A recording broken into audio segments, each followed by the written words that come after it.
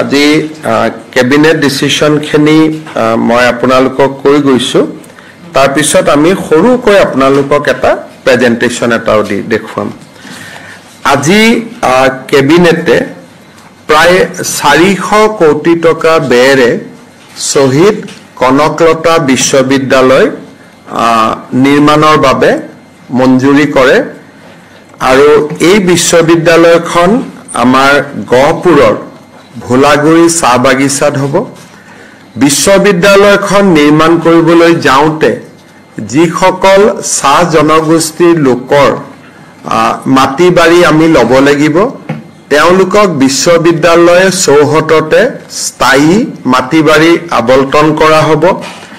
বিশ্ববিদ্যালয়ৰ চতুৰ্থ আৰু তৃতীয় বৰ্গৰ পদত তেওঁলোকক অগ্ৰাধিকাৰ দিয়া হ'ব আৰু তেওঁলোকক ভিআৰএছ ভলেন্টিয়াৰী যেটো ৰিটায়াৰমেন্ট বুলি কয় সেই সম্পূৰ্ণ তেওঁলোকক ভিআৰএছৰ বাবে প্ৰাপ্য মজুৰি দিয়া হ'ব এই বিষয়ে মই ইতিমধ্যে তেখেতসকলৰ লগত কথা পাতিছিলো আৰু তেখেতসকলেও সম্পূৰ্ণ আনন্দৰে সন্মতি প্ৰকাশ কৰিছে শহীদ কনকলতা বিশ্ববিদ্যালয় অসমৰ এনে এখন প্ৰথম বিশ্ববিদ্যালয় হ'ব যিখন বিশ্ববিদ্যালয় ইন্ডাষ্ট্ৰি 4.0 আৰু 5.0 ওপৰত আটাইতকৈ বেছি গুৰুত্ব দিব in the field of artificial intelligence quantum computing robotics এইবিলাক ডিসিপ্লিনত এই বিশ্ববিদ্যালয়খনক আগবঢ়াই লৈ যোৱা হ'ব এই বিশ্ববিদ্যালয়খনৰ কেৰিকুলামৰ ওপৰত ইতিমধ্যে শিক্ষা বিভাগে কাম কৰি আছে আইআইটি গুৱাহাটী আৰু জৱাহৰলাল নেহেৰু বিশ্ববিদ্যালয়ৰ কেইবাজনো বিশিষ্ট ব্যক্তিক এই বিশ্ববিদ্যালয়ৰ কেৰিকুলাম নিৰ্মাণৰ দায়িত্ব দিয়া হৈছে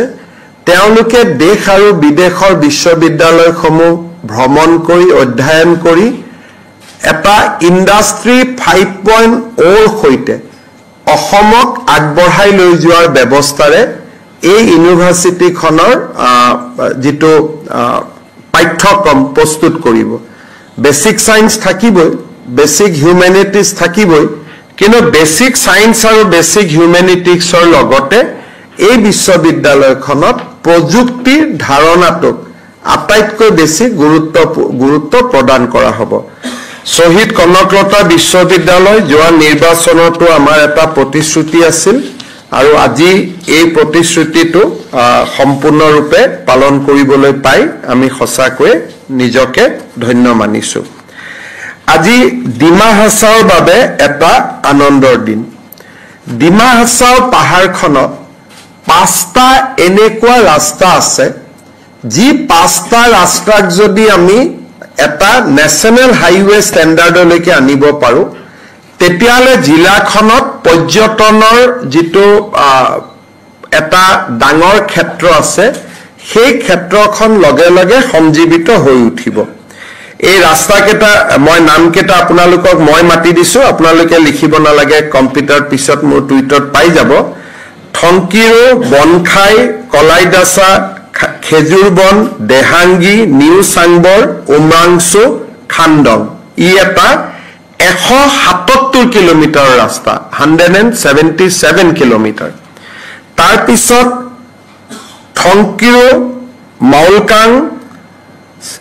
সিমতুলং সেমখৰ Maibong গুঞ্জাং জৰাই লংছুক This is a route of 112 kilometers. তাৰমানে এটা লাইফলাইন হয় ডিমা হাছাও জিলাৰ তাৰ পিছত আৰু তিনিটা সৰু সৰু ৰাস্তা লোৱাৰ হাফলং টু জাতিংগা 13 কিলোমিটাৰ বাগা এম্বুব্ৰা দ্ৰহ ডিমাইনু থাংলাম্ব্ৰা 33 কিলোমিটাৰ মাইবং হাগজেৰ পাৰ্ক টু খালিমদিয়া দিছা ভায়া কালিবাৰী 13 কিলোমিটাৰ আজি আমি ডিমা হাছাও জিলাত 348 কিলোমিটাৰ আৰু 5টা পথ নিৰ্মাণৰ বাবে 3875 কোটি টকাৰ অনুমোদন দিছে হাইয়েষ্ট ইভাৰ পাহাৰীয়া জিলাখনত ইমান ডাঙৰ ইনভেষ্টমেন্ট কেতিয়াও অসম চৰকাৰে কৰা নাছিলে টেন্ডাৰ নিবিদা সম্পূৰ্ণ হৈছে বানপানীৰ পিছতে আমি কাম আৰম্ভ কৰিব পাৰিম আৰু এই প্ৰজেক্টত আমাক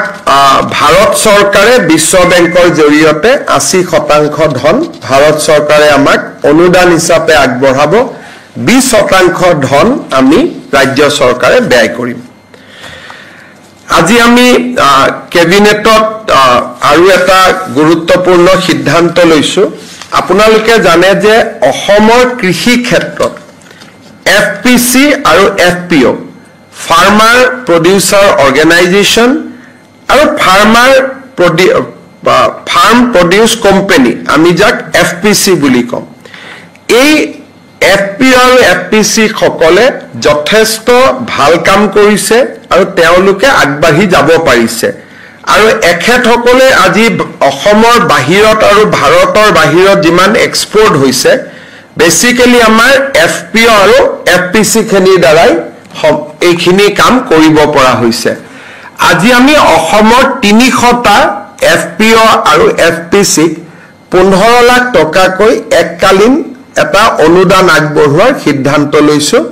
এই আঁচনিটো মুখ্যমন্ত্ৰীৰ উৎকৰ্ষ যোজনা নামে জনাজাত হ'ব আৰু এই মুখ্যমন্ত্ৰীৰ উৎকৰ্ষ যোজনাৰ অধীনত আমি এফপিসি আৰু এফপিও সকলক 15 লাখ টকাকৈ এককালীন অনুদান হিচাপে আমি সাহায্য আগবঢ়াম আৰু ই কৃষি ক্ষেত্ৰত এটা ডাঙৰ পৰিৱৰ্তন আনিব আজি আমাৰ কেবিনেটত এটা সিদ্ধান্ত হৈছে আপোনালোকে জানে যে এতিয়া আমি কো ডিস্ট্ৰিক্ট গঠন কৰিছো সমজিলা কো ডিস্ট্ৰিক্টৰ যিজন আৰক্ষী তেওঁৰ নাম হ'ল কো ডিস্ট্ৰিক্ট সুপাৰিনটেণ্ডেণ্ট অফ পুলিচ তাৰমানে সিডিএসপি তেওঁৰ নাম হ'ল সিডিএসপি তেওঁৰ নাম হোৱাৰ লগে লগে এসপি জনক অলপ সৰু দেখা হ'ল যদিও এসপি জন জিলাখনৰ আটাইতকৈ ডাঙৰ আৰক্ষী অধীক্ষক কিন্তু সিডিএসপি নামটো আহি যোৱাৰ লগে লগে এনেকুৱা দেখা হ'ব যেন সিডিএসপি জনে ডাঙৰ নেকি দেৰগাঁৱৰ আৰক্ষী সন্মিলনত আমি সিদ্ধান্ত লৈছিলো যে অসমৰ সকলো এসপিকে আমি সিনিয়ৰ সুপাৰিনটেণ্ডেণ্ট অফ পুলিচ কৰিম অলপমান বেজত এটা তেওঁলোকৰ চাব অশোক স্তম্ভ আৰু এটা ষ্টাৰ থাকে এতিয়া সকলোৱে দুটা ষ্টাৰ আৰু এটা অশোক স্তম্ভ পিনিব পাৰিব so the SPs will be now known as senior superintendent of police তাৰমানে এসপি সকলক এতিয়াৰ পৰা জ্যেষ্ঠ আৰক্ষী অধীক্ষক হিচাপে জনা যাব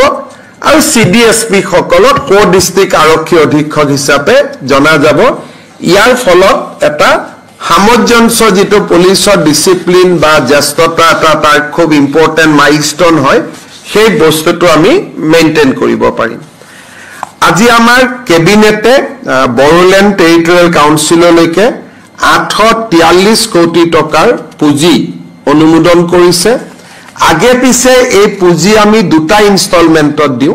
কিন্তু এইবাৰ আমি তেওঁলোকক এটা ইনষ্টলমেন্টতে আমি পুঁজিটো আগবঢ়াম যাতে তেওঁলোকে বেটাৰ প্লেনিং কৰিব পাৰে সেই কাৰণে it will go in one instalment আজি কেবিনেটে এটা খুব ভাল আঁচনি এটা অনুমোদন জনাইছে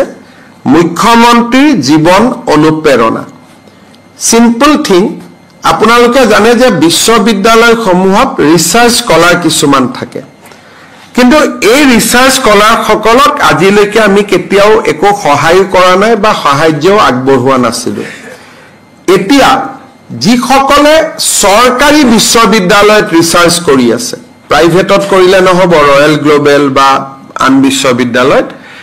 যিসকলে চৰকাৰী বিশ্ববিদ্যালয়ত গৱেষণা কৰি আছে তেখেতসকলক আমি এককালীন 25,000 টকা আগবঢ়াম কিন্তু ইয়াত যদি কোনোবা দিব্যাংগ ৰিসাৰ্চ স্কলাৰ আছে তেতিয়া তেওঁ 40,000 টকা পাব যদি তেওঁ ফিজিক্যালি চ্যালেঞ্জ হয় যাক আমি দিব্যাংগ বুলি কওঁ তেওঁ 40,000 টকা পাব এককালীন আৰু আন ৰিসাৰ্চ স্কলাৰ সকলে 25,000 টকা পাব আৰু ইয়াৰে পোৰ্টেলটো আমি খুব সোনকালে খুলি দিম আৰু কালি পৰখি প্ৰায় তেওঁলোকে আবেদন কৰিব পাৰিব কিছুমান ৰিসাৰ্চ স্কলাৰে সৰকাৰি চাকৰি কৰে তেওঁলোকৰ ক্ষেত্ৰত এই পুঁজিটো তেওঁলোকে নাপাব আৰু আমি আশা কৰিছো যে এই স্কিমটো গোটেই বছৰটোৱে খোলা থাকিব কাৰণ বিভিন্ন ৰিসাৰ্চ স্কলাৰে বিভিন্ন সময়ত তেওঁলোকে ৰিসাৰ্চত যোগদান কৰে সেইকাৰণে ইয়াৰ কোনো নিশ্চিত ডেট নাই it will be a live portal যেতিয়াই আবেদন কৰে আমি তেতিয়াই তেওঁলোকক পুঁজিটো দিয়াৰ ব্যৱস্থা কৰিম আজি আমি আৰু এটা কামত অলপ আগবাঢ়ি গলো আপোনালোকে জানে যে আমাৰ মহিলা আত্মসহায়ক গোটসমূহক আমি সদস্যসকলক 10,000 টকাকৈ দিয়াৰ এটা প্ৰতিশ্ৰুতি দিছিলো লাখপতি বাইদেউ আৰু মুখ্যমন্ত্ৰীৰ আত্মনিৰ্ভৰ অসম অভিযান যাৰ জৰিয়তে এতিয়া ইন্টাৰভিউ চলি আছে আমি ডেকা লৰাসকলক 2 লাখ টকাকৈ দুটা ইনষ্টলমেন্টত ধন আগবঢ়াও এই লাখপতি বাইদেউ কোন সমষ্টিত কেতিয়া পাব অহা 9 তাৰিখে তাৰ আমি শিডিউলখন পাবলিশ কৰিম আগষ্ট মাহত কোনে পাব সেপ্টেম্বৰত কোনে পাব প্ৰত্যেক মাহত 30টা সমষ্টিক আমি দি যাম কোন সমষ্টিৰ তালিকা কেতিয়া 9 তাৰিখে আমি ঘোষণা কৰিম আৰু মুখ্যমন্ত্ৰীৰ উদ্যমী আত্মনিৰ্ভৰ অসম অভিযানৰ পুঁজিও আমি জোনেল ভিত্তিত 4খন মিটিং পাতি আমি প্ৰদান কৰিম এই কোন সমষ্টিত কোনে পাব আমাৰ মন্ত্ৰী সভাৰ সদস্যসকলক মই দায়িত্ব দিছো ৰুটিনখন বনাবৰ কাৰণে তেওঁলোকে ৰুটিনখন বনাই দিব